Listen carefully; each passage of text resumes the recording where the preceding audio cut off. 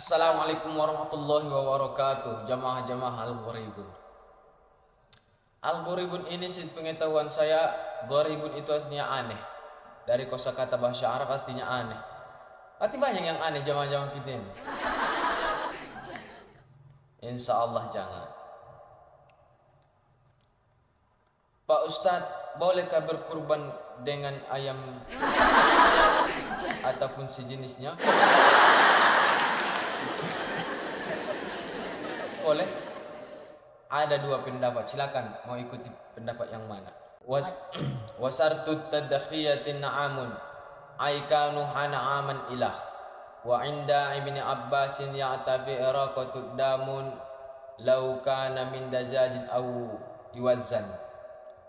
Ibnu Abbas berpendapat yang sekira artinya berkurban itu harus dengan kurban yang benar, ataupun yang dimaksudnya adalah berkaki empat, contohnya kambing, kerbau, sapi. Tapi kalbun jangan, khinzir jangan. Nanti walaupun berkaki empat, itu aja lah, boleh. Yang berkaki empat yang halal. Sedangkan menurut Ibnu Abbas berkurban itu sudah cukup hanya mengalirkan darah kurbannya saja, mengalirkan darah kurban walaupun itu dari ayam jago ataupun entok, bebek ataupun sejenisnya. Tapi jangan yang kecilan pula, nanti burung pula itu lagi. Jemaah yang dirahmati oleh Allah Subhanahu wa taala. Jadi dalam dua pendapat ini silakan mengikuti yang mana. Ibnu Abbas memperbolehkan karena dia mengartikan kurban itu hanyalah untuk mengalirkan darahnya saja. Tapi sedangkan pendapat-pendapat ulama yang lain tidak diperbolehkan berkurban dengan ayam, apalagi bagi orang-orang yang Allah lebihkan hartanya. Paham kira-kira sampai sini? Master, apa hukum main gitar ketika sedang berpuasa dan mainnya sambil peluk istri? Aneh memang jamaah-jamaah ini. Sepengetahuan saya main gitar itu tangannya satu dikunci di senar, satu yang genjreng. Pertanyaannya ini, Master, apa hukum main gitar ketika sedang berpuasa dan mainnya sambil peluk istri? Ini konsepnya bagaimana ini, Pak?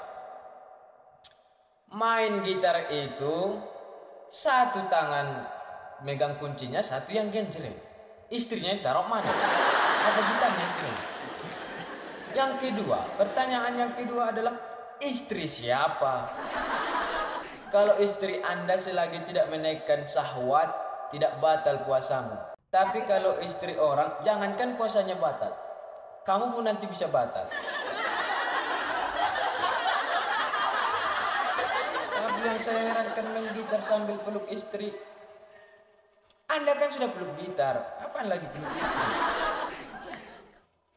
Pak Ustadz, tolong kasih saya amalan. Soalnya suami saya sangat malas sholat.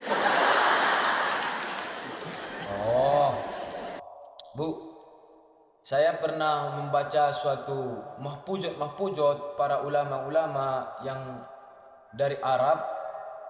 Apa kata para ulama-ulama kita itu? Sesungguhnya pasangan yang baik itu karena sifat kepribadianmu yang baik. Tergantung perbuatan kita. Jika ibu malas sholat, suami pun pasti malas sholat. Akan tetapi begitu juga sebaliknya. Jika suami malas sholat, istri pun akan malas sholat. Jadi harus saling menutupi dan saling melengkapi. Nanti sepulang dari sini, Bu, coba di waktu subuh contohnya, as-salatu wassalamu alaik. Tarahim. Waktu ibu masak di dapur, ataupun waktu ibu berwudu, bahkan sudah selesai sholat subuh, ibu tengok ke dalam kamar, suaminya masih ada tidur di situ. Cobalah, Bu, bacakanlah ayat-ayat Allah. Ma salakakum fi saqar? Apa yang menyebabkan engkau masuk ke dalam neraka saqar? Lam naku minal musallin. Kami belum mendirikan sholat. Hati bapak itu pasti berdebar-debar. Bangun dia. Diambilnya lah sarung, diambilnya apa, dipasangnya bajunya, berangkat keluar dia dari kamar. Ketika ibu tanya, Pak mau kemana? Cari tempat tidur yang lebih aman. Soalnya di rumah ini sangat berisik. Jamaah yang dirahmati oleh Allah Subhanahu wa taala. Cobalah Bu baca-bacakan ayat-ayat Allah di samping Bapak itu kayak nyindir. Insya Allah hidayah itu akan Allah turunkan kepada. Master, saya adalah mantan preman. Saya sudah di-kick dari kartu keluarga. Macam main game pula ini. Apakah boleh saya bertobat kepada Allah? Mas, kalau berbuat dosa itu ada larangannya. Haram, tidak boleh. Akan tetapi kalau bertobat itu adalah kebaikan kepada Allah Subhanahu wa taala. Tak ada larangan bertobat. Allah itu Al-Ghafur, Maha Pengampun. Malahan Anda harus bersyukur. Allah taala masih berikan Anda hidayah untuk bertobat kepadanya. Pertanyaannya ini saya sudah di-kick. Kick ini artinya apa? Keluar. Berarti sudah dikeluarkan dari kartu keluarga. Apakah boleh saya bertobat? Boleh. Sepulang dari sini, mandi taubat. Niatnya nawaitul ghusla sunnatul taubat, gak apa-apa. Lillahi ta'ala. Mandi taubat setelah sholat sunnah taubat.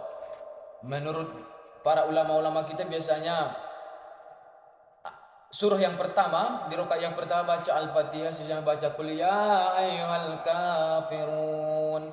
Di rakaat yang kedua baca surah Al-Fatihah baru surah Al-Ikhlas. Qul huwallahu ahad.